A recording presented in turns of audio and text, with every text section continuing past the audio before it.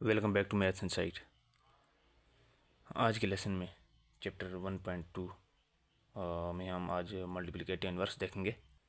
अगर हमारे पास एक complex number a plus B iota है और एक और कम्प्लेक्स नंबर है c प्लस डी आयोटा, तो ये कम्प्लेक्स नंबर जो कि c प्लस डी आयोटा है ये a प्लस बी आयोटा का इन्वर्स कहलाएगा। कब? जब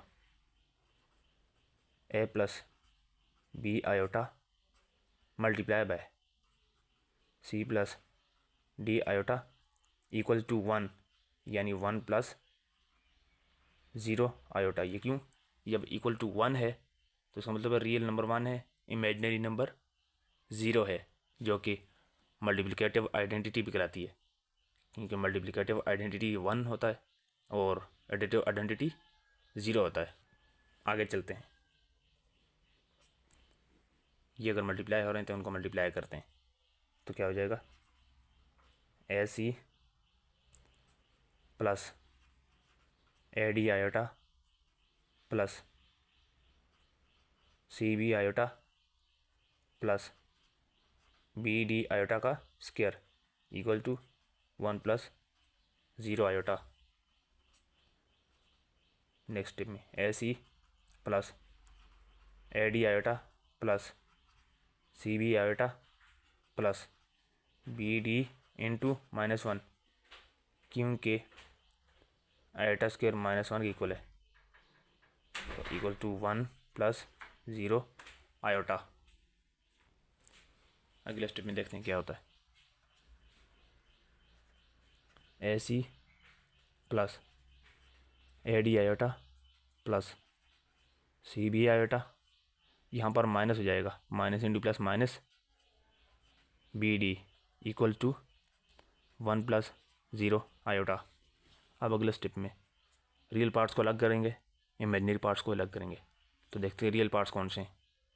रियल पार्ट्स हैं ए सी माइनस बी डी, जो कि रियल पार्ट। आगे इमेजिनरी पार्ट कौन सा है?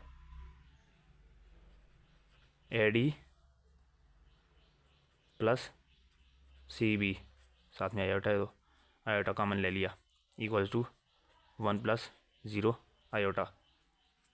अब यहाँ पर देखें a C minus b d real, जो कि real part, plus A d plus C B iota equal to 1 plus 0 iota. अभी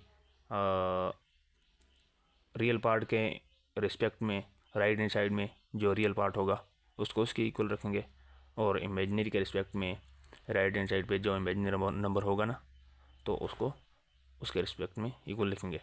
तो लिखते हैं ए सी माइनस बी डी इक्वल है 1 के, सही है, and a d plus C b equal है 0 के।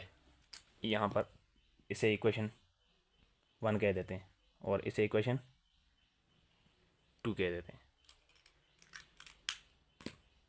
अब इक्वेशन 2 से हमें क्या मिलता है? A d is equal to minus c b या बी सी एक ही चीज़ है। अब ये फर्दर किसके इक्वल हो जाएगा? डी को इसी लेफ्ट हैंड साइड छोड़ देते हैं और ए को इस तरफ ले आते हैं, क्या हो जाएगा? Minus B C upon A. अभी इसको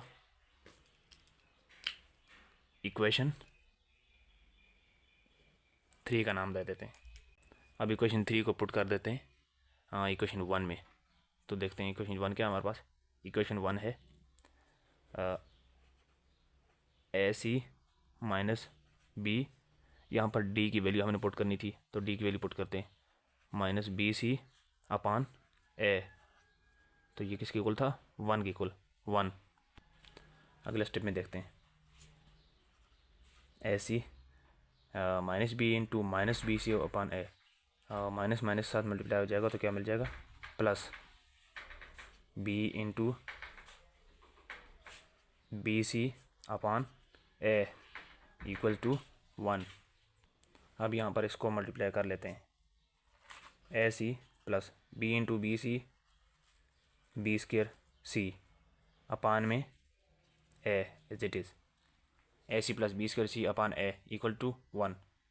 अब यहाँ पर इन दोनों का एलसीएम लेते हैं, एलसीएम क्या आ जाएगा, नीचे ए ऊपर A square C plus B square C equals to 1। Further ये किसके इक्वल हो जाएगा, A square C plus B square C equals to A, क्योंकि ए यहाँ पर डिवाइड हो रहा है और उस तरफ जाएगा तो मल्टीप्लाई हो जाएगा। अगला स्टेप क्या कहता है,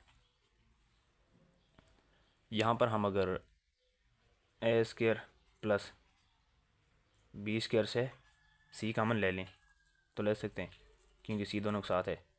इसको इस तरफ से हो जाए ए एज इट इज़। अभी यहाँ पर A square plus B square into C equal to A था, तो यहाँ पर सी को लेफ्ट हैंड साइड रखते हैं, ए स्क्र प्लस बी स्क्र को राइट हैंड साइड पे ले जाते हैं, तो राइट हैंड साइड भी जाएगा डिवाइड हो जाएगा, तो सी किसके इक्वल हो जाएगा, C equal to A upon A square plus B square. इसको इक्वेशन 4 कह देते हैं। इक्वेशन 4 को रीराइट कर लेते हैं, C equals to A upon A square plus B square, जो कि थी इक्वेशन 4। अब इक्वेशन 4 को पुट करेंगे इक्वेशन 3 में। 3 क्या थी, D equals to minus B C upon A. अभी यहाँ पर अगर सी की वैल्यू पुट करेंगे यानी इक्वेशन 4 पुट करेंगे तो क्या मिलता है हमें, d equals to minus B into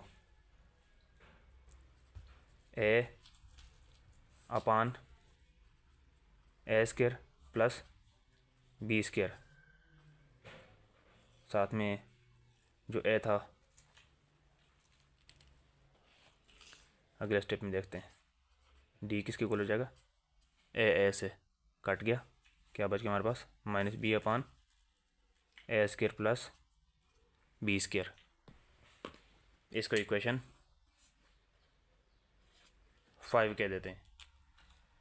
अब यहाँ पर देखें कि हमारे पास सी क्या था, A upon A square plus B square, और डी क्या है, माइनस बी अपान ए स्क्र प्लस बी स्क्र। अब यहाँ पर हम सी को रियल पार्ट मान लेते हैं और डी को इमेजिनरी पार्ट मान लेते हैं और इसको ऐड कर लेते हैं,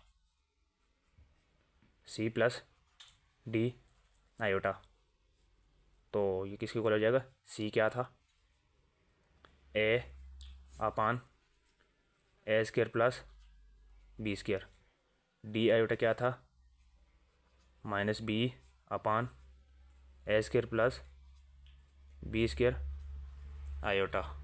हाँ, फाइनली हमारे पास ए प्लस बी आयोटा का इन्वर्स क्या हो गया, A upon A square plus B square minus B upon A square plus B square iota. ये रहा रिक्वायर्ड मल्टीप्लिकेटिव इन्वर्स। अब यहाँ पर मल्टीप्लिकेटिव इन्वर्स की एक एग्जांपल देख लेते हैं। एग्जांपल क्या है कि find the multiplicative inverse of -2 -3 iota. तो सॉल्यूशन की तरफ चलते हैं। जी किसके इक्वल था, -2 -3 आयोटा, तो मल्टीप्लिकेटिव इन्वर्स किसके इक्वल हो जाएगा, हमने जैसा कि अभी देखा वो था A upon A square plus B square minus B upon A square plus B square. ये था multiplicative inverse of any complex number. यहाँ पर देखा जाए तो ए क्या होगा -2, बी क्या होगा -3। अब इसमें ए और बी की वैल्यू पुट कर लेते हैं। ए की वैल्यू पुट करी -2 अपान -2 का स्क्वायर प्लस बी क्या -3 का स्क्वायर माइनस बी क्या है -3 अपान में ए क्या है -2 का स्क्वायर प्लस बी क्या -3 का स्क्वायर। आगे चलते हैं। -2 अपान -2 का स्क्वायर 4 प्लस -3 का square 9 minus into minus plus 3 अपान -2 का स्क्वायर 4 प्लस 3 का स्क्वायर 9। तो ये फर्दर किसके इक्वल हो जाएगा -2 अपान 13 प्लस 3 अपान 13। यहाँ पर पार्ट बी के साथ आयोटा लगा देते हैं। Thus -2 upon 13 plus 3 upon 13 iota is required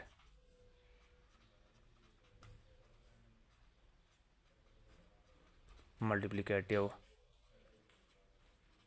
inverse of -2 - 3 iota।